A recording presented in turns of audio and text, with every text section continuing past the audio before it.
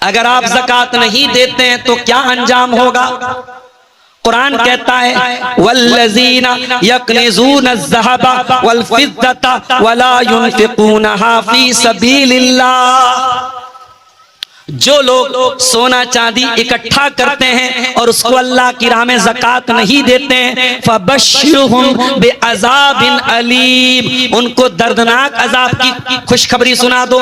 यौमा युहमा अलैहा फ़ी नारी जहन्नम फ़तुक़वा बिहा जिबाहुहुम व जुनूबुहुम व ज़ुहूरुहुम। क़यामत के दिन वो सोना चांदी जहन्नम की आग में तपाया जाएगा और उससे ज़कात न देने वाले की पीठ को दागा जाएगा, पहलू को दागा जाएगा, पेशानी को दागा जाएगा और कहा जाएगा हाज़ा मा कनज़्तुम लिअन्फुसिकुम फ़ज़ूक़ू मा कुन्तुम तकनिज़ून। चखो, यही है वो माल जिसकी तुम ज़कात नहीं निकालते। तो माल अगर है तो ज़कात निकालो मेरे प्यारे साथियों। ज़कात नहीं निकालोगे अल्लाह का अज़ाब दुनिया में भी बरसेगा और आखिरत में भी बरसेगा। ऐ ईमान वालो, अपने आप को जहन्नम की आग से बचाओ, अपने परिवार को, अपनी फैमिली को, अपने बाल बच्चों को जहन्नम की आग से बचाओ। ऐ अल्लाह, दुनिया की आग जला करके खाक कर देती है, दुनिया की आग पेट्रोल से जलती है। गाड़ी में सीएनजी भरवाना और ड्राइवर कहता है गाड़ी से उतर जाओ, आग लग सकती है, खतरा हो सकता है। दुनिया में सीएनजी से आग लगती है, एलपीजी से आग लगती है, पेट्रोल से आग लगती है, डीजल से आग लगती है। ऐ अल्लाह, जहन्नम की आग कैसे जलेगी? फरमाया वक़ूदुहन्नासु वल हिजारा, जहन्नम की आग इंसानों से जलेगी, जहन्नम की आग पत्थरों से जलेगी। दुनिया में अपराधी जेल में जाता है, जेल में बिस्तर लग जाता है, तकिया लग जाता है, मोबाइल दे दिया जाता है। जो बड़े बड़े माफिया लोग होते हैं, अपराधी लोग होते हैं, जेल के अंदर भी उनको ऐशो आराम मिलता है क्योंकि जेलर उनका अपना आदमी है, पुलिस वाला उनका अपना आदमी है। वो पैसा दे करके, रिश्वत दे करके अपने मतलब की बात बनवा सकते हैं। ऐ अल्लाह, क्या जहन्नम में भी अपराधियों को छूट मिलेगी? क्या जहन्नम में जो जेलर होंगे, जो रखवाली करने वाले होंगे, वो रिश्वत लेकर के किसी के साथ नरमी बरतेंगे? फरमाया नहीं नहीं, अलैहा मलाइकतुन गिलाजुन शिदादुन ला यासूनल्लाह मा अमरहुम। जहन्नम के अंदर रिश्वत चलबे ना, जहन्नम के अंदर सोर्स नहीं चलेगा, जहन्नम के अंदर किसी अपराधी को कोई छूट नहीं मिलेगी। जहन्नम में जो गया है वहां उसको जो जहन्नम की सजाएं हैं वो झेलना पड़ेगा। अभी हमारे अब्दुल हक साहब तकरीर कर रहे थे, मैं बैठा हुआ था, कुछ बातें मेरे कानों में पड़ रही थी। उन्होंने कहा कि आजकल नौजवान जलसे में तकरीर सुनने कम जाता है। अब क्या करने जाता है? अब्दुल हक साहब चूंकि इसी इलाके के ज्यादा बेहतर जानते हैं, उन्होंने बताया कि साहब बड़े गलत सलत काम हो रहे हैं। लेकिन आप गौर कीजिए कि आज हमारा नौजवान कहां कहां अपना टाइम पास कर रहा है। जलसे में आया है तकरीर सुनने के लिए, कोई बनारस से आया, कोई इटावा से आया, कोई किशनगंज से आया, कोई पूर्णिया से आया। उनके आने जाने का इंतजाम किया गया, उनको स्टेज पे बुलाया गया और ये बैठ करके वहां लड़कियों के और औरतों के जो है पिंडाल की तरफ ये टहल रहा है, घूम रहा है। कोई उधर मोबाइल लेके लगा है, कोई दुकान पे खड़ा है या खड़ी है। पूछो भाई ये क्या हो रहा है? तो एक जवाब मिलता है कि टाइम पास हो रहा है। नौजवान मोबाइल पर लगा है रात में 2-2 बजे तक। क्या कर रहे हो भाई? टाइम पास कर रहा। अल्लाह अकबर। अगर तुम टाइम की कीमत समझ जाओ, समय का महत्व समझ जाओ, वक्त की कीमत समझ जाओ, 1 मिनट लेट होने से तुम्हारी ट्रेन छूट सकती है, 1 मिनट लेट होने से तुम्हारी फ्लाइट छूट सकती है। 1 मिनट भी जिंदगी में इतना अहम होता है मेरे प्यारे साथियों। और हम नहीं जानते। अभी आज दोपहर में बनारस से एक साहब का फोन आया, उनकी लड़की की शादी थी 2 दिन पहले। उन्होंने कहा मौलाना आप आए नहीं शादी में। मैंने कहा भाई आपने दावत दी, आपका शुक्रिया, मगर हम लोगों के पैरों में पहिया लगा हुआ है।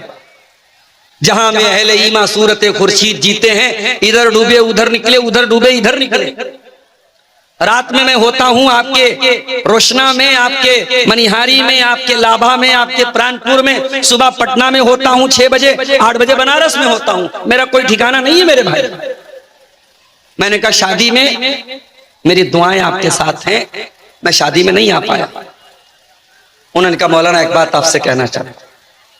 मैंने कहा क्या बात है बताइए। कहा अभी तक मैंने किसी को नहीं बताया। मैंने कहा क्या बात है भाई, हमारे बड़े खास हैं। कहा मौलाना मुझे खतरनाक बीमारी हो रही। मैंने कहा क्या हो गया।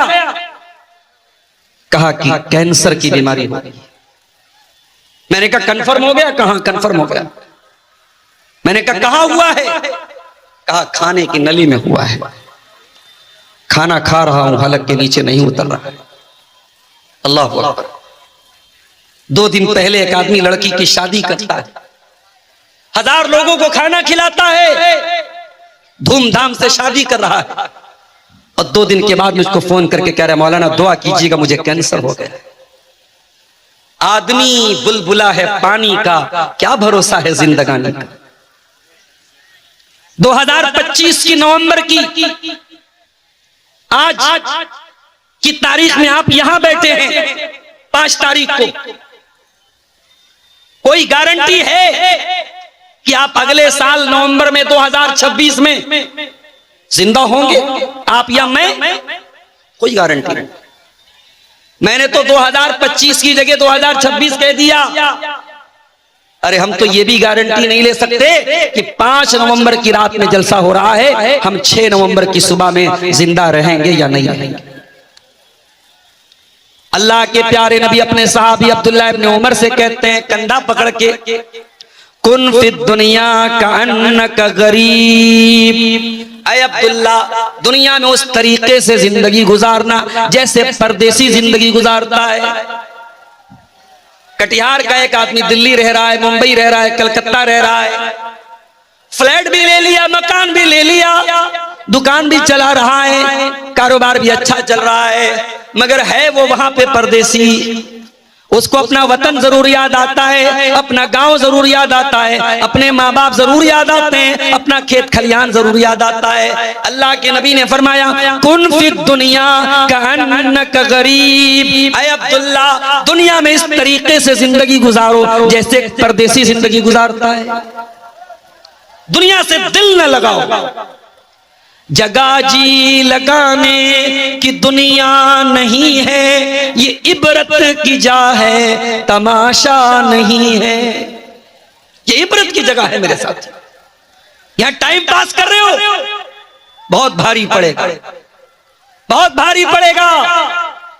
कयामत के दिन जब अल्लाह जन्नत और जहन्नम का फैसला करेगा और जन्नती जन्नत में जाएंगे, जहन्नमी जहन्नम में जाएंगे, तो जहन्नमी जहन्नम में जाने के बाद शोर करेंगे, चिल्लाएंगे, चीखेंगे, क्या बोलेंगे? वहुम यस्तरिकून फीहा रब्बना अखरिजना मिनहा नअमल सालिहन गैरल्लज़ी कुन्ना नअमल। जहन्नमी बोलेंगे ऐ अल्लाह एक बार तो हमको जहन्नम से निकाल दे, हम वादा करते हैं अब वो पाप नहीं करेंगे जो दुनिया में करते चले आए थे। अब तेरे रेड सिग्नल पर गाड़ी को आगे नहीं बढ़ाएंगे, तेरे ग्रीन सिग्नल पर गाड़ी को ब्रेक नहीं लगाएंगे, तेरे सिग्नल को फॉलो करेंगे, तेरे नियम को फॉलो करेंगे, पाप नहीं करेंगे, गुनाह नहीं करेंगे। अल्लाह ताला क्या बोलेगा? अवलम नुअम्मिरुकुम मा यतज़क्करु फीहि मन तज़क्कर।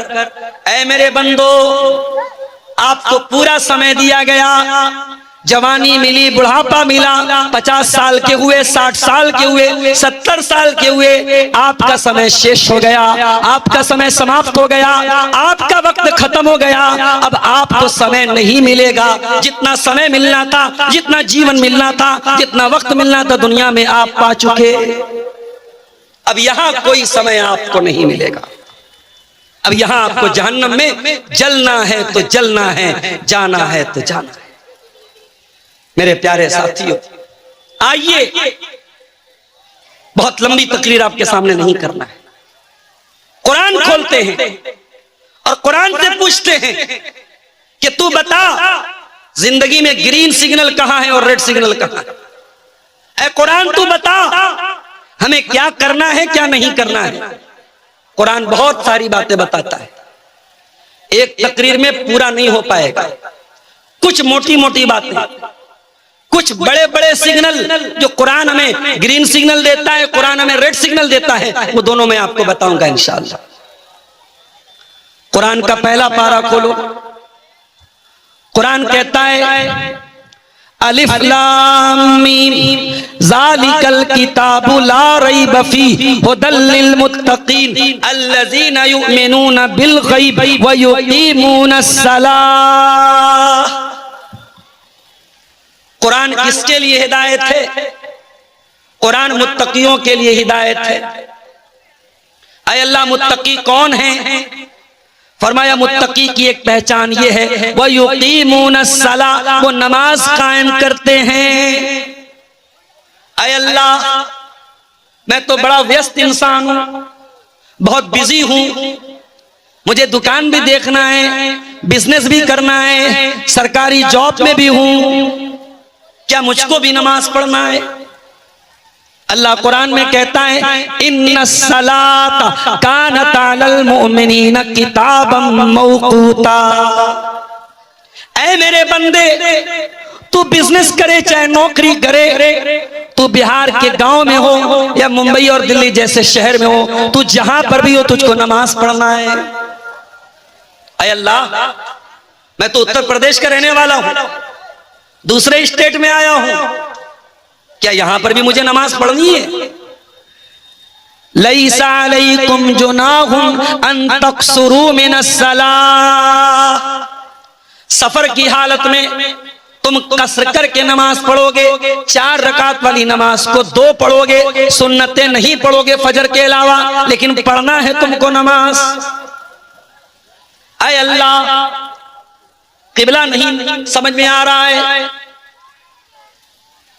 वजू करने की ताकत नहीं है, तयम्मुम के लिए मिट्टी नहीं मिल रही है, क्या तब भी मुझे नमाज पढ़नी है? अल्लाह फरमाता है फत्तकुल्लाह मस्ततातुम, जितनी ताकत है उतनी अल्लाह से डरो, मगर नमाज तुमको पढ़ना है। अल्लाह अकबर, नमाज पढ़ना है, नमाज माफ नहीं है मेरे प्यारे साथी। जिंदगी में सबसे मुश्किल हालत जंग के मैदान में होती है। दुश्मन सामने खड़ा है, दुश्मन का डर है और जंग लंबी चल सकती है। ऐ अल्लाह, क्या जंग के मैदान में भी नमाज पढ़ना है? हाँ, कुरान कहता है जंग के मैदान में भी तुमको नमाज पढ़ना है। तरीका बदल जाएगा, सिस्टम बदल जाएगा, नमाज खौफ अदा करना है। जाइए उलमा से पूछ लीजिएगा नमाज खौफ कैसे पढ़ते हैं, नमाज खौफ पढ़ने का तरीका क्या है, उलमा से पूछ लीजिएगा। लेकिन जंग के मैदान में भी आपको नमाज पढ़ना है मेरे साथ। क्या बहाना है अल्लाह के यहां? नमाज न पढ़ने का क्या बहाना है, मुझे बता दो मेरे भाई। एक वीडियो मैंने देखा, एक आदमी जिसका एक पैर कटा हुआ था, मस्जिद में आया, वजू बनाया, एक पैर पे खड़ा होकर नमाज पढ़ रहा है। क्या बहाना है हमारे पास? कितने लोग हैं पैरों से माजूर हैं, अपाहिज हैं, पैरालाइज्ड हैं, बैसाखी के सहारे चल के मस्जिद में जाते हैं लेकिन नमाज पढ़ते हैं। क्या बहाना है हमारे पास? कोई बहाना नहीं है, कोई एक्सक्यूज नहीं है। बलिल इंसान वाला नफ्सिही बसीरा, ऐ इंसान तू खुद अपने ऊपर गवाह है, तू जानता है तेरे पास कोई बहाना नहीं है। नमाज का टाइम हो गया, तुझको नमाज पढ़ना है। मेरी प्यारी माँ और बहनों, मैं जानता हूं गांव देहात की औरतें शहर के मुकाबले में ज्यादा मेहनत करती हैं। थोड़ा बहुत तो मैं भी आपके गांव के माहौल में आते जाते महसूस कर लिया मैंने। गांव देहात की औरतें ज्यादा मेहनत करती हैं, ज्यादा काम करती हैं, कभी खेत में काम कर रही हैं, कभी घर में काम कर रही हैं, मगर नमाज आपके लिए भी माफ नहीं है मेरी प्यारी माँ और बहन। नमाज माफ नहीं। बच्चा छोटा है, दूध पी रहा है, अगर लड़का है और आपके कपड़े पर पेशाब कर देता है, अल्लाह के नबी फरमाते हैं दूध पीने वाला बच्चा लड़का अगर है, जिसको बंगला में आप छेला बोलते हैं, अगर छेला है और पेशाब कर दिया, उस पे छींटा मार दो, आप नमाज पढ़ सकती हैं। और अगर लड़की को क्या बोलते, मैं बोलते हैं, मैं है, अगर छेली है, छोरी है, उसने दूध पीती बच्ची अगर उसने पेशाब कर दिया, उसने कपड़े पर अगर पेशाब कर दिया, तो उसको आप उतने हिस्से को धुल लीजिए, लेकिन नमाज आपकी माफ नहीं। नमाज तो पढ़ना है मेरी प्यारी माँ। कुरान कहता है रिजालुल्ला तुलहीहिम तिजारतुन वला बैउन अन जिक्रिल्लाहि व इकामिस सलाति व ईताइज ज़कात। मेरे नेक बंदे वो होते हैं, कारोबार भी करते हैं, बिजनेसमैन भी होते हैं, उनके पास कारोबार भी है, लेकिन नमाज से उनका कारोबार उनको रोकता नहीं, कारोबार उनको नमाज से गाफिल नहीं करता। एक मर्तबा हजरत आयशा नमाज पढ़ रही थी। कौन सी नमाज पढ़ रही थी?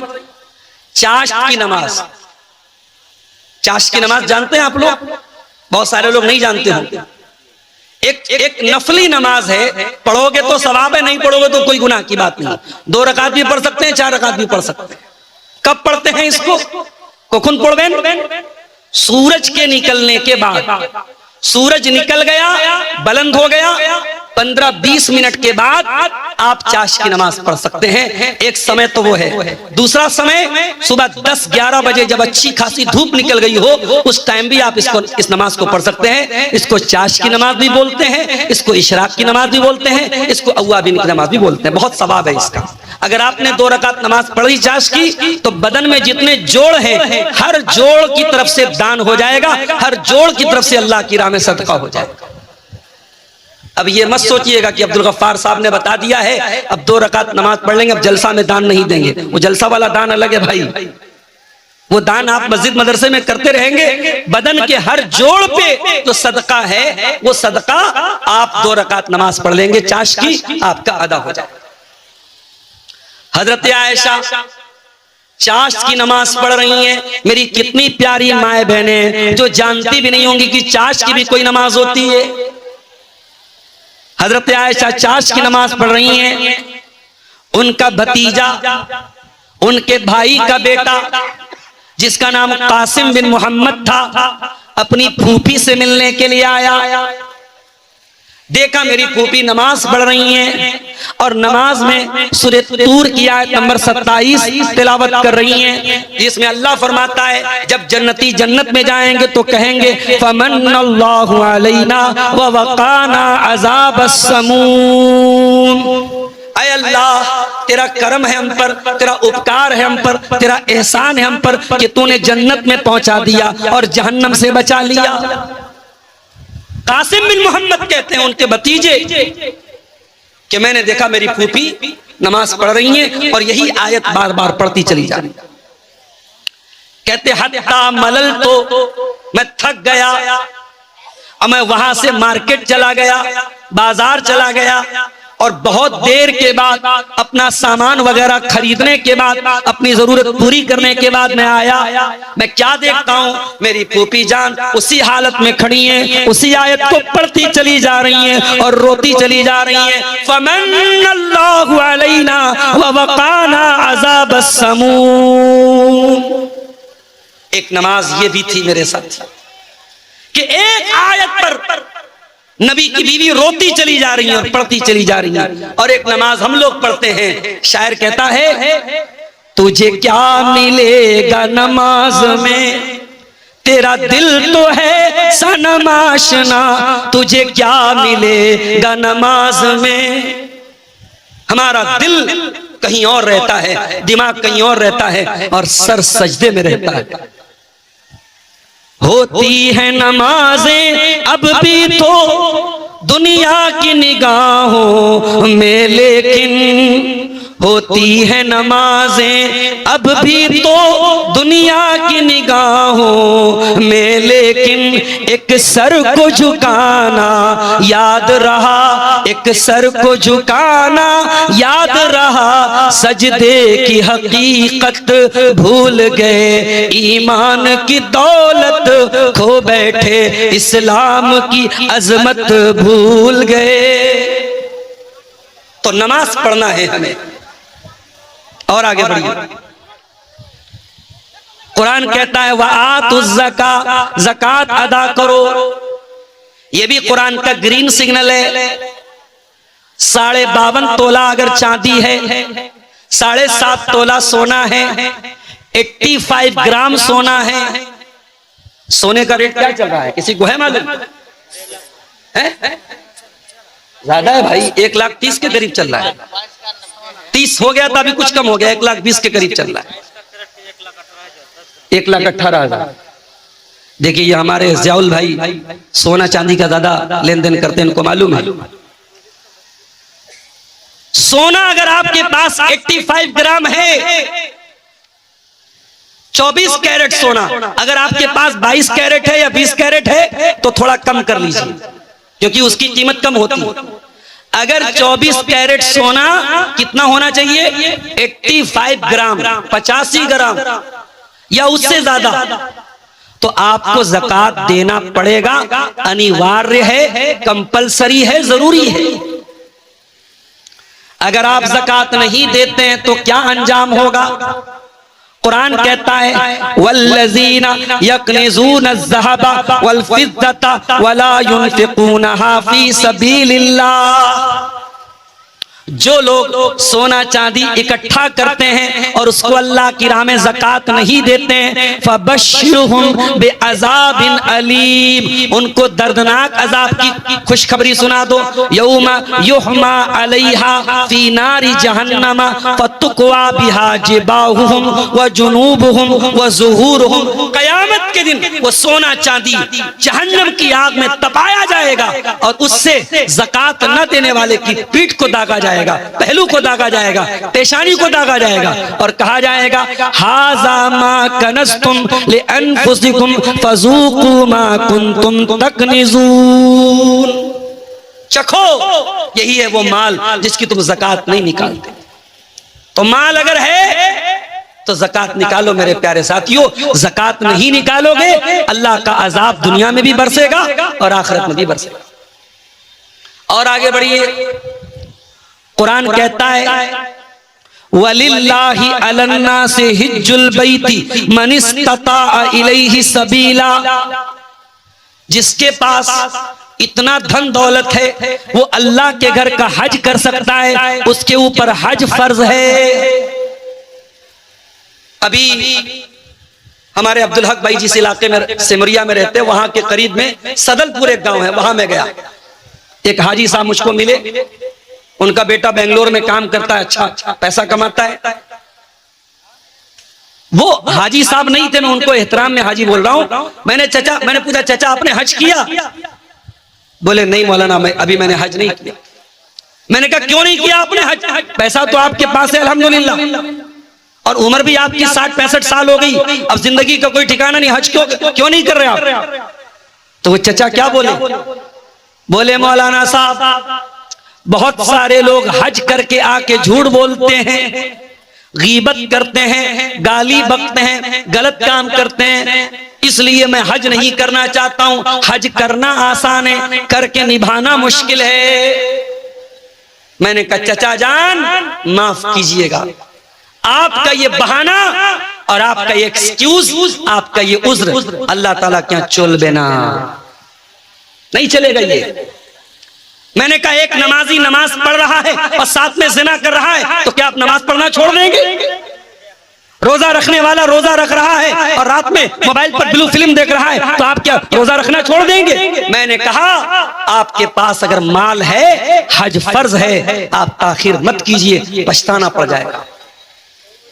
अल्लाह का ग्रीन सिग्नल है, बरनाती के मेरे वो भाइयों और आसपास से आए हुए मेरे भाइयों और बहनों, अगर अल्लाह ने आपको इतनी दौलत दी है कि आप हज कर सकते हैं।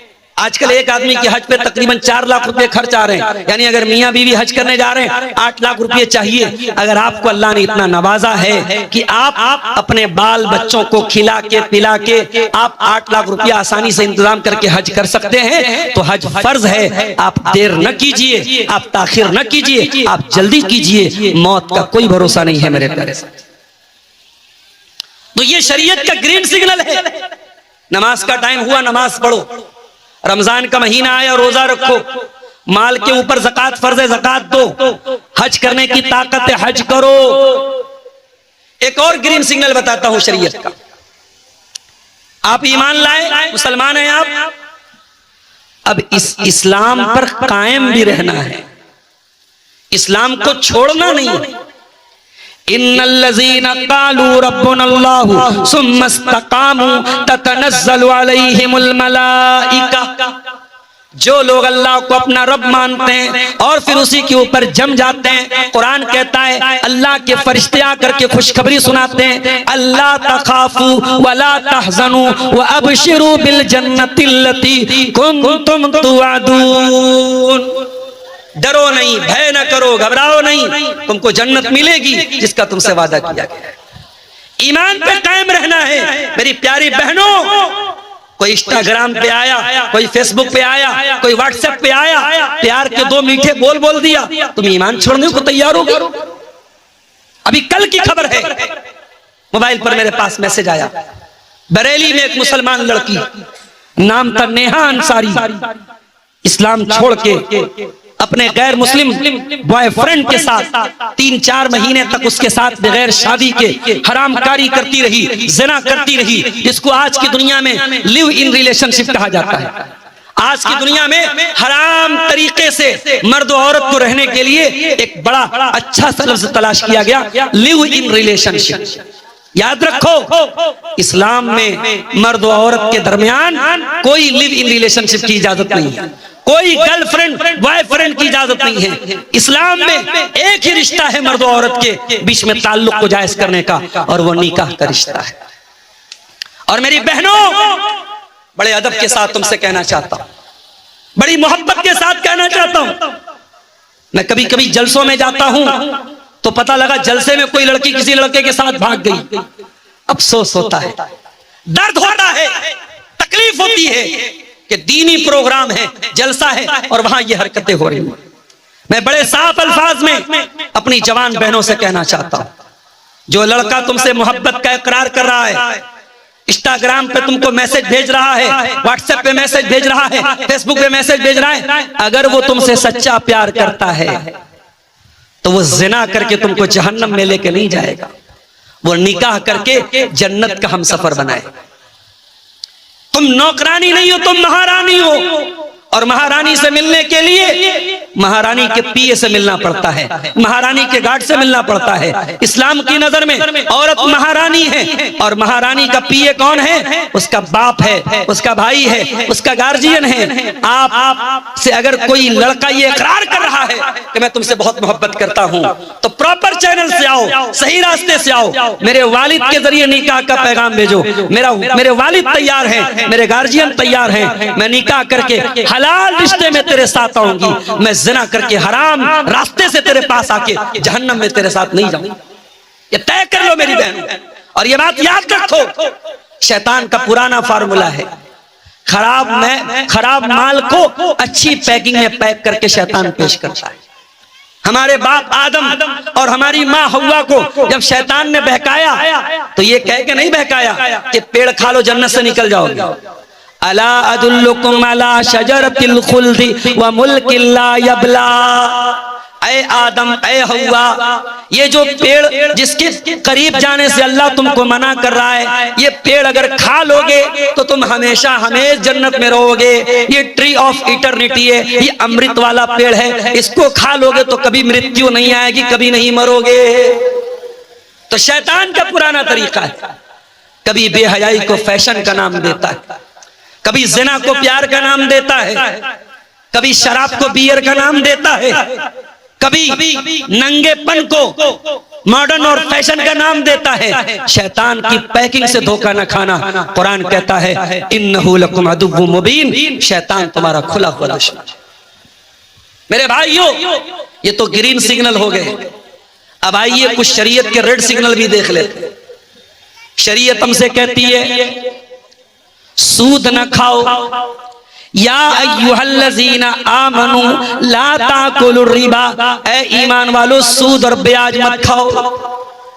आपके गांव देहात में आज मुझे मालूम हुआ है सूद और ब्याज की बहुत सारी शक्लें चल रही हैं। छोटा छोटा अमाउंट 3-3 हजार रुपये लोग महीने का किसी के पास जमा करते हैं और साल भर में 12-36 हजार जमा करके 40 हजार ले रहे हैं। ये 4 हजार जो तुमने एक्स्ट्रा लिया ये ब्याज है, हराम है ये। और सूद खाने वाला अपनी सगी मां के साथ जिना करने वाले से बड़ा पाप कर रहा है। मेरे साथ सूद ना खाओ, ब्याज ना खाओ, बिजनेस करो, व्यापार करो हलाल तरीके से। 36 हजार का तुम 36 लाख बना लो, मगर हराम तरीके से अगर 36 हजार पे तुम 40 हजार ले रहे हो तो ये 4 हजार हराम की कमाई है जो अपने पेट में तुम डाल रहे हो। मेरे प्यारे से कुरान कहता है वला तक़रबुज़ ज़िना, ज़िना के करीब न जाना, ज़िना के पास भी न जाना। इसीलिए इस्लाम औरत को पर्दे में निकलने का हुक्म देता है। और बड़ी अजीब बात मैं देख रहा हूं आपके इलाके में, 70 साल की बूढ़ी माँ तो पर्दे में चल रही है और 20 साल की जवान छोकरी बेपर्दा घूम रही है। माँ बेचारी घूंघट भी डाले हुए है और चेहरा भी ढाके हुए है और कोई खास मेकअप भी नहीं है, और जवान लड़कियां मेकअप करके सज संवर के आ रही हैं, जलसे में आ रही हैं, प्रोग्राम में आ रही हैं। याद रखो मेरी प्यारी माँ बहनों, इस्लाम कहता है वला तक़रबुज़ ज़िना, कोई ऐसा काम न करो जो ज़िना के करीब भी लेके जाता हो। और अगर बेपर्दा चलेगी तो ये ज़िना के करीब लेके जाने वाला अमल है। इसीलिए अल्लाह के नबी फरमाते हैं ला यख़्लुवन्ना रजुलुन बिइम्रातिन इल्ला वसालिसुहुमा शैतान, जब कोई मर्द किसी औरत के साथ अकेले में मिलता है तो वहां पे तीसरा शैतान होता है। इसीलिए इस्लाम में कोई एजुकेशन की इजाजत नहीं है। लड़का लड़की साथ में पढ़े इसकी इजाजत नहीं है। छोटे बच्चे अलग बात है, लड़की बालिग हो गई लड़का बालिग हो गया तो साथ में पढ़े इसकी इजाजत नहीं है इस्लाम के अंदर। कुरान कहता है ज़िना के करीब न जाओ। और आज माफ करना हमारी कौम में, हमारी समाज में हमारे ज़िना आम होता चला जा रहा है। अब तो वो दौर आ गया, लोग कहते मौलाना आज बहुत कम ऐसे लड़के मिलेंगे जिनकी कोई सेटिंग न हो, बहुत कम लड़कियां ऐसी मिलेंगी जिनका दामन गुनाहों से पाक और साफ। ऐसा दौर आ गया, हराम रिश्तों की ऐसी लाइन लग गई कि लड़के लड़कियों के साथ, लड़कियां लड़कों के साथ लगी हुई हैं। कुरान का ये रेड सिग्नल है, अपनी ख्वाहिशात को कंट्रोल करो, अपनी इच्छाओं को कंट्रोल करो। वला तक़रबुज़ ज़िना, ज़िना के करीब न जाओ। हाँ जवान हो गए, लड़की जवान हो गई, शादी का इंतजाम करो। जहेज के चक्कर में ना पड़ो, बारात के चक्कर में ना पड़ो, हल्दी के चक्कर में ना पड़ो, मंगनी के चक्कर में ना पड़ो। सिंपल तरीके से निकाह करो, सुन्नत के मुताबिक निकाह करो, आसान तरीके से शादी। मुझे इसी इलाके के एक आदमी ने बताया कि आज ये भी हो रहा है, अगर बाप गरीब है, लड़की की शादी नहीं हो पा रही है तो कुछ घरों में लड़की को आजादी दे दी जाती है, तुझे जो पसंद आए तू भाग जा, हमसे कोई मतलब नहीं रहेगा। ऐसा भी हो रहा है। ये समाज में ये बेगैरती आ रही है कि लड़की के बाप को कोई फर्क नहीं पड़ता हमारी लड़की कहां जा रही है। गैरतमंद बनो मेरे भाइयों। बेगैरती और बेहयाई ये इस्लाम में शोभा नहीं देती है। इस्लाम का मानने वाला गैरतमंद होता है, इस्लाम का मानने वाला हयादार होता है।